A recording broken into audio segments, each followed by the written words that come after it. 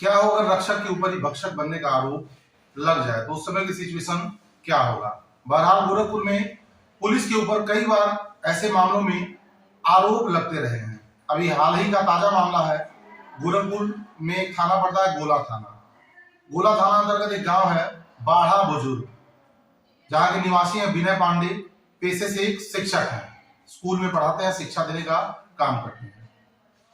गांव के ही कुछ लोग उनके ऊपर एक 7 साल की बच्ची से छेड़खानी का आरोप लगाते हैं और 112 नंबर पे भी इसकी सूचना देते हैं कि आगे बहन विनय पांडे के घर पहुंचती है, लेकिन विनय पांडे उस वक्त घर पे मौजूद नहीं थे। उसके बाद थाने की गाड़ी भी उनके दरवाजे पहुंचती है और विनय पांडे की तलाश करने लगती है, लेकिन संयोगवश विनय पांडे पास में एक चौराहा पड़ता है मालन पार्क, जहां वो अपने परिवार के किसी सदस्य की दवा लेने गए थे। इधर पुलिस वाले उनके घर में तलाशी लेते हैं और विनय पांडे को ही खोजते हैं। इतने में करीब शाम 6 बजे विनय पांडे मालन पार्क चौराहे से घर आ जाते हैं। जब घर आते हैं तो पुलिस वाले उन्हें हिरासत में लेते हैं और अपने पुलिस वैन में बैठा करके उनको थाने ले जाने लगते हैं। अभी आधे रास्ते पहुंचे ही थे कि विनय पांडे को उल्टियां होनी शुरू हो जाती है। उनके परिजन भी साथ में थे। वो पुलिस वालों से कहते हैं कि इनका तबीयत खराब हो रहा है और पास के चौराहे पे कई ऐसे डॉक्टर हैं जो इनका इलाज कर सकते हैं और कृपया इन्हें ले चल के वहां इनका इलाज करा दिया जाए। लेकिन पुलिस वाले इनकी सुनने को तैयार नहीं थे।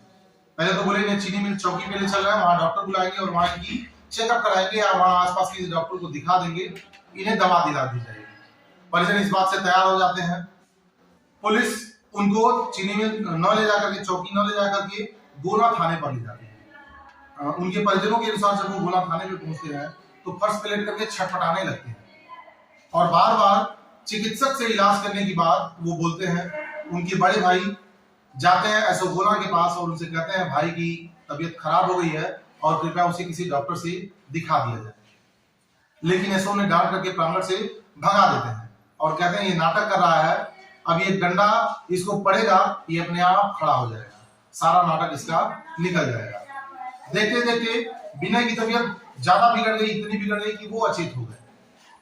पहले गए वो थाना प्रांगण में पड़े हुए थे, लेकिन अब वो वहां से उठ करके लॉकअप में कैसे गए, उन्हें ले जाया गया, उनके साथ किसी तरह की मारपीट की गई। कि वहां की सच्चाई क्या है, वहां की वास्तविकता क्या है, ये बात अभी अंधेरे में है। वहां का सीसीटीवी फुटेज देखने से ये मामला स्पष्ट हो पाएगा कि विनय पांडे थाने में लेटे हुए थे तो वहां से उठ करके लॉकअप तक कैसे गए, अंदर सेल में कैसे गए। जब वो अचेत हो जाते हैं तो यशोगोला उनके परिजनों को सूचित करते हैं कि जल्दी कोई गाड़ी ले आओ और इन्हें ले जाकर के किसी डॉक्टर को दिखाओ, इनकी हालत खराब हो गई है। विनय के जो बड़े भाई हैं वो कहते हैं ये तो मर गया है और अब हम इसे कहां ले जाएंगे, अपने थाने की गाड़ी से ले चलिए। उन्होंने कहा कि थाने की गाड़ी नहीं, आप कोई प्राइवेट गाड़ी लाइए, ज्यादा बेहतर रहेगा और जल्द से जल्द इलाज के लिए जाइए। आनंद फानंद में विनय के परिजन उनको थाने से लॉकअप से निकालते हैं, गाड़ी में रखते हैं उन्हें और पास के पीएचसी पे ले जाते हैं, जहां डॉक्टर जब उनकी जांच करते हैं तो उन्हें मृत घोषित कर देते हैं। उसके बाद अब इनके परिवार वाले लोग गुस्से से लाल हो जाते हैं कि थाने वालों की लापरवाही से उनके भाई की जान चली गई। सब को रख करके वो प्रदर्शन करते हैं, जहां मौके पे उच्च अधिकारी भी पहुंचते हैं और वो आश्वासन देते हैं कि इस मामले की जांच करके जो भी दोषी पाए जाएंगे उनके प्रति कड़ी से कड़ी कार्रवाई की जाएगी। बहरहाल किसी तरह से उनका पीएम होता है। उनके घर वाले दाह संस्कार भी विनय का कर देते हैं। इधर पीएम रिपोर्ट भी आ गया। पीएम रिपोर्ट आने के बाद भी मामला कुछ क्लियर नहीं हो पाया कि विनय पांडे की मौत कैसे हुई, उनके साथ मारपीट हुई या उनको पहले से कोई समस्या थी या कोई ऐसा कौन सा कारण था जिससे उनकी मृत्यु हो गई।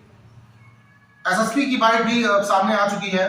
एसएसपी ने भी कह दिया है कि ये पोस्टमार्टम रिपोर्ट आ जाने के बाद से भी उनके मौत का कारण अभी स्पष्ट नहीं हो पाया है। बहरहाल उनका विसरा प्रिजर्व करके रखा गया है, उसकी जांच की जाएगी, तभी पता चल पाएगा एग्जैक्ट कारण कि उनकी मौत कैसे हुई। इधर घर वाले भी दुखी हैं कि अभी तक इस मामले में कोई कार्रवाई क्यों नहीं हुई, एक भी गिरफ्तारी क्यों नहीं हुई। मुकदमा जो 302 का थाने के कुछ स्टाफ और अन्य लोगों के खिलाफ दर्ज कर लिया गया है, लेकिन अभी भी इस मामले में कोई गिरफ्तारी नहीं हुई है, जो विनय के घर वालों के लिए चिंता का विषय बना हुआ है। छेड़खानी के आरोप में पुलिस इतनी तत्परता दिखाती है और विनय पांडे को तत्काल वहां से उनके घर से अरेस्ट करती है, थाने ले जाती है, जहां उनकी मौत हो जाती है। तो फिर मौत के मामले में पुलिस इतनी तत्परता क्यों नहीं दिखा रही है? कहीं ऐसा तो नहीं है पुलिस वालों का मामला है इसलिए इस मामले में कोई कार्रवाई नहीं हो पा रही है, ऐसा उनके परिजनों का आरोप है। और वो लोग डर रहे हैं कि पुलिस वाले इस मामले को दबाने की कोशिश कर रहे हैं, क्योंकि सीसीटीवी फुटेज वो दिखाने के लिए तैयार नहीं है। पोस्टमार्टम रिपोर्ट में भी बहुत कुछ क्लियर नहीं हो पाया है। हालांकि ऑन कैमरा पोस्टमार्टम हुआ था, उस रिपोर्ट से ज्यादा कुछ क्लियर नहीं हो सका कि इनकी मौत कैसे हुई है। यह मुख्यमंत्री का गृह जनपद है। गोरखपुर में मुख्यमंत्री का गृह जनपद माना जाता है, घर माना जाता है। गोरखनाथ मंदिर में उनका मठ है। अब देखना है कि इस मामले में मुख्यमंत्री की पुलिस कितनी जल्दी और पीड़ितों को कितना न्याय दिला पाने में सक्षम रहती है।